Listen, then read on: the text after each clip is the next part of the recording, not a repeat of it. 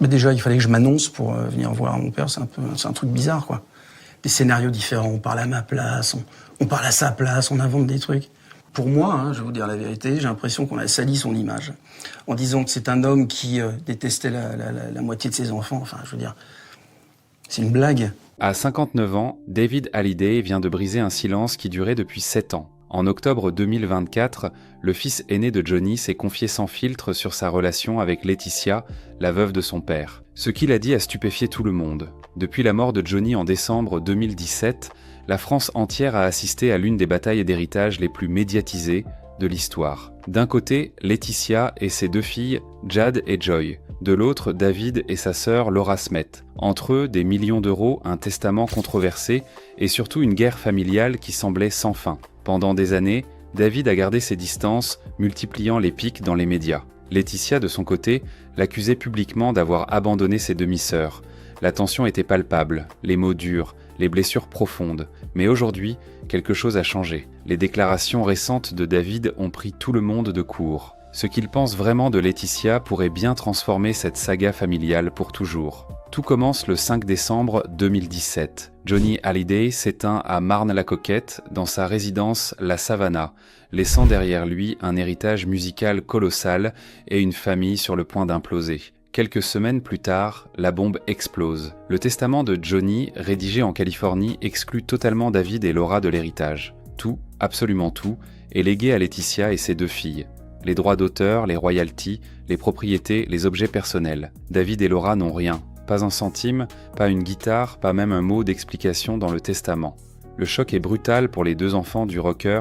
Comment leur père a-t-il pu les écarter ainsi ? David, qui a composé l'un des plus grands succès de son père avec l'album 100%, vendu à près de 2 millions d'exemplaires, se retrouve face à une réalité insoutenable. L'homme qui lui avait fait confiance pour créer sa musique, qu'il appelait son ami autant que son fils, l'a effacé de son testament. Dès février 2018, Laura décide d'attaquer le testament en justice. David la suit rapidement dans cette démarche. Leur argument est solide. Johnny était résident fiscal français, donc la loi française devrait s'appliquer. Et en France, les enfants ne peuvent pas être déshérités. Ils ont droit à leur part réservée. Point final. Mais Laetitia ne l'entend pas de cette oreille. Pour elle, le testament californien est valide et doit être respecté. La bataille judiciaire s'engage sur plusieurs fronts. D'un côté, les tribunaux français gèlent une partie des biens et des royalties. De l'autre, Laetitia défend son territoire avec acharnement. Les avocats se multiplient, les audiences s'enchaînent et la presse se délecte de chaque rebondissement. La France entière prend parti. Certains soutiennent David et Laura, estimant qu'ils ont été trahis par leur père. D'autres défendent de Laetitia, arguant que Johnny savait ce qu'il faisait et que sa volonté doit être respectée. Mais au-delà des aspects juridiques et financiers, c'est une tragédie humaine qui se joue. Les tensions entre David et Laetitia ne datent pas d'hier. Depuis des années, leur relation était compliquée, faite de non-dits et de distance. Johnny lui-même avait souvent servi de tampon entre eux, sans lui, tout s'effondre. Les accusations fusent dans les médias. Laetitia reproche à David son absence, son manque d'intérêt pour ses demi-sœurs. David, lui, dénonce ce qu'il considère comme une spoliation orchestrée. La guerre est déclarée et elle ne fait que commencer. Les années qui suivent sont marquées par un silence pesant entre David et Laetitia, mais les coups bas se multiplient dans l'ombre. En 2023, David sort de sa réserve avec une violence inattendue. Une exposition sur Johnny est organisée à Paris, censée célébrer la légende du rocker David la Visite, et son verdict tombe comme un coup près. Il qualifie l'événement de butin d'un cambriolage. Les mots sont durs, sans ambiguïté. Pour lui, Laetitia expose des objets qui ne lui appartiennent pas moralement, des souvenirs de famille qu'elle n'a pas le droit de commercialiser ainsi. La même année, David publie son autobiographie « Meilleur album ». Dans ce livre, il règle ses comptes sans retenue. Il parle de sa relation compliquée avec son père, de ses regrets, mais aussi de ce qu'il considère comme une injustice flagrante. Chaque page respire la douleur d'un fils qui se sent trahi, non seulement par son père, mais aussi par celle qui était censée protéger la mémoire familiale. Les lecteurs découvrent un David blessé, amer, qui refuse de tourner la page. Laetitia ne tarde pas à répondre. En décembre 2023, elle débarque sur le plateau de C'est l'Hebdo et contre-attaque avec une violence égale. Elle lâche une phrase qui fait mouche. 6 ans sans nouvelles, 6 ans d'abandon. Elle accuse David d'avoir déserté sa famille, d'avoir ignoré Jade et Joy, qui considéraient leur grand frère comme une figure importante. Pour elle, David n'a aucune légitimité à réclamer quoi que ce soit, puisqu'il n'a jamais été là quand il le fallait. Les larmes coulent, l'émotion est palpable et le public est divisé. Laura Smet, elle aussi, monte au créneau pour soutenir son frère. La solidarité entre les deux enfants de Johnny face à Laetitia est totale. Ils forment un bloc uni contre celle qu'ils perçoivent comme une intruse ayant manipulé leur père. Les réseaux sociaux s'enflamment, les magazines People se régalent, et la famille Hallyday devient le feuilleton préféré des Français. Chaque interview, chaque déclaration publique rajoute une couche de drama. La réconciliation semble impossible. Les ponts sont coupés, les rancœurs trop profondes. Pourtant, quelque chose se prépare dans l'ombre, un changement que personne n'anticipe vraiment. Juillet 2020. Après 2 ans et demi de guerre judiciaire acharnée, un accord est finalement trouvé. Mais attention, cet arrangement ne concerne que Laura et Laetitia. David, lui, décide de se retirer du conflit sans rien obtenir en retour. Un choix qui interroge et qui en dit long sur sa lassitude face à cette bataille interminable. Il se désiste purement et simplement, refusant de continuer à se battre pour un héritage qui lui échappe de toute façon. Laura, elle, négocie et obtient quelques miettes du festin. Elle empoche 2,5 millions d'euros, récupère une guitare de son père chargée de souvenirs, et surtout, elle obtient les droits patrimoniaux de la chanson « Laura », ce titre que Johnny avait composé pour elle. C'est symbolique, mais financièrement, c'est dérisoire comparé à l'immensité du patrimoine de Johnny. On parle d'un empire estimé à plusieurs dizaines de millions d'euros, avec des revenus annuels colossaux provenant des droits d'auteur, des albums, des compilations et du merchandising. Laetitia, elle, garde tout le reste. Le patrimoine immobilier, les droits moraux sur l'œuvre de Johnny, les revenus faramineux générés par les ventes de disques et les diffusions. Elle devient la gardienne officielle de l'héritage Hallyday, celle qui décide de tout, qui autorise ou refuse les projets liés à la mémoire du rocker, un pouvoir immense qui fait d'elle l'unique détentrice du mythe Johnny. Mais ce triomphe a un prix. Laetitia hérite également des dettes fiscales de Johnny, un montant astronomique de 34 millions d'euros réclamé par l'administration française, une épée de Damoclès qui pèse lourd et qui complique sa gestion du patrimoine. Elle doit jongler entre la préservation de l'héritage et les impératifs financiers qui menacent de tout engloutir. Malgré cet accord officiel, les blessures émotionnelles restent béantes. L'argent a été réparti, les papiers signés, mais les cœurs ne sont pas apaisés. David et Laura se sentent toujours dépossédés de quelque chose d'inestimable. La mémoire de leur père, le lien familial, la reconnaissance Laetitia, de son côté, continue de porter seul le poids d'un héritage empoisonné. L'accord de 2020 n'a été qu'un pansement sur une plaie profonde. La vraie guérison semble encore loin. Très loin. Le 31 août 2024, l'impensable se produit. Des photos émergent sur les réseaux sociaux et font l'effet d'une bombe. On y voit David et Laetitia côte à côte, souriant, posant ensemble comme si de rien n'était. Après 7 ans de guerre froide, les voilà réunis publiquement pour la première fois depuis la mort de Johnny. Les fans n'en croient pas leurs yeux. Comment est-ce possible après tant de haine, tant de mots blessants échangés dans les médias ? L'occasion de cette rencontre inattendue est l'anniversaire de Jade, la fille cadette de Johnny et Laetitia qui fête ses 20 ans. Un cap. Symbolique, une étape importante dans la vie d'une jeune femme. Et visiblement, David a décidé d'être présent pour sa demi-sœur.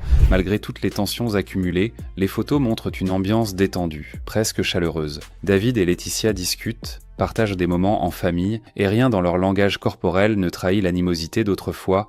Les réseaux sociaux explosent immédiatement. Les commentaires affluent par milliers. Certains y voient un signe de réconciliation authentique, une volonté de tourner la page pour le bien de Jade et Joy. D'autres restent sceptiques, estimant qu'il s'agit d'une simple trêve temporaire, d'une façade pour les caméras. Après tout, combien de fois avons-nous vu des célébrités afficher un sourire de circonstance avant de retourner à leur guérilla privée ? Mais plusieurs détails interpellent les observateurs attentifs. David semble véritablement apaisé sur ces clichés. Son sourire paraît sincère, pas forcé. Il y a dans son regard une forme de sérénité qu'on ne lui connaissait pas depuis des années. Comme si quelque chose avait fondamentalement changé en lui, comme s'il avait enfin accepté de lâcher prise sur cette bataille qui l'épuisait. Cependant, un élément manque à l'appel sur ces photos. Laura Smet, la sœur de David, brille par son absence lors de cet anniversaire familial. Aucune trace d'elle sur les réseaux, aucun commentaire public. Cette absence pose question, Laura a-t-elle choisi de maintenir ses distances avec Laetitia,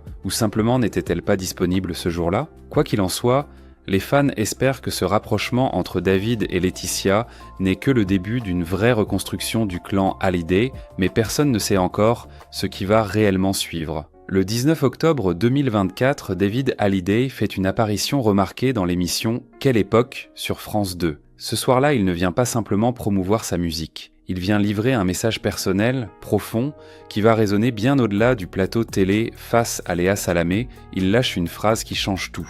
Il ne faut pas vivre avec des rancœurs. Ces mots simples résonnent comme une libération, comme si David venait enfin de poser un fardeau qu'il portait depuis trop longtemps. Il poursuit en évoquant le pardon, cette démarche difficile mais nécessaire pour avancer. Pour lui, continuer à nourrir la haine et l'amertume ne mène nulle part. Cela consume de l'intérieur, détruit les relations et empêche de construire quoi que ce soit de positif. À 59 ans, David semble avoir atteint une forme de sagesse, une maturité émotionnelle qui lui faisait peut-être défaut auparavant. Il explique que la vie est trop courte pour rester bloqué dans le passé, pour ressasser indéfiniment des blessures qui ne guériront jamais si on les entretient. Puis vient le moment le plus poignant de l'interview. David évoque son plus grand regret. Ne pas avoir dit au revoir à son père avant sa mort, Johnny est décédé à Marne-la-Coquette, entouré de Laetitia et de ses filles, mais David n'était pas là. Cette absence le hante encore aujourd'hui.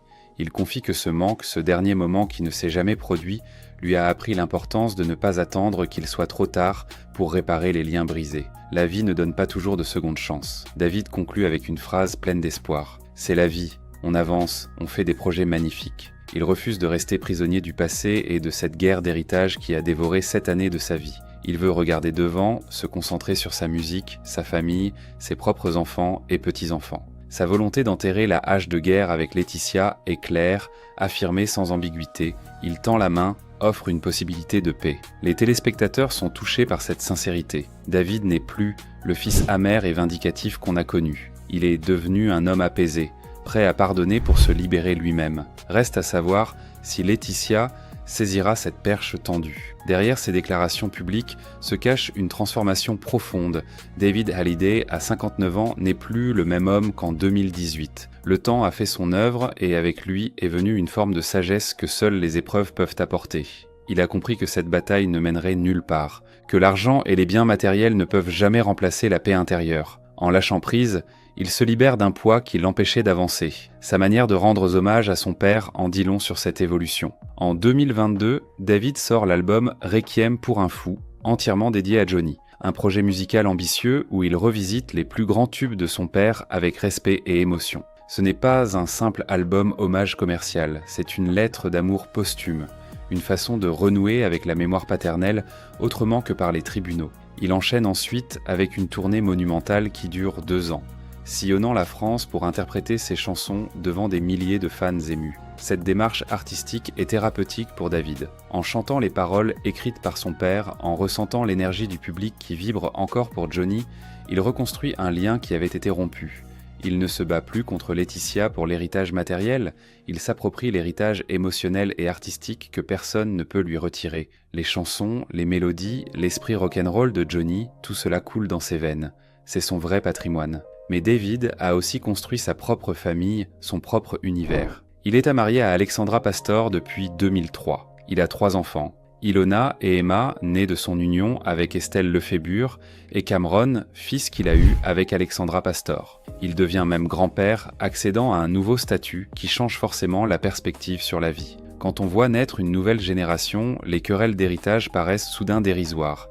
Ce qui compte vraiment, c'est la transmission de l'amour, des valeurs, des souvenirs partagés. Et puis, il y a Jade et Joy, ses demi-sœurs. Malgré la distance imposée par les circonstances, David semble vouloir leur transmettre un message. L'amour familial peut survivre aux tempêtes. Il ne veut pas être celui qui perpétue la guerre, mais celui qui offre une porte de sortie vers la réconciliation. Dans une interview récente à Gala, il déclare au sujet de ses sœurs: « Les faits, les actes, je les connais. Je sais ce que j'ai fait de bien, ce que j'ai fait de moins bien. Mes sœurs, il faut qu'elles vivent par elles-mêmes. Jusque-là, elles ne connaissent que ce qu'on leur a raconté. Je comprends qu'elles soient dans une grande souffrance et c'est vraiment dommage.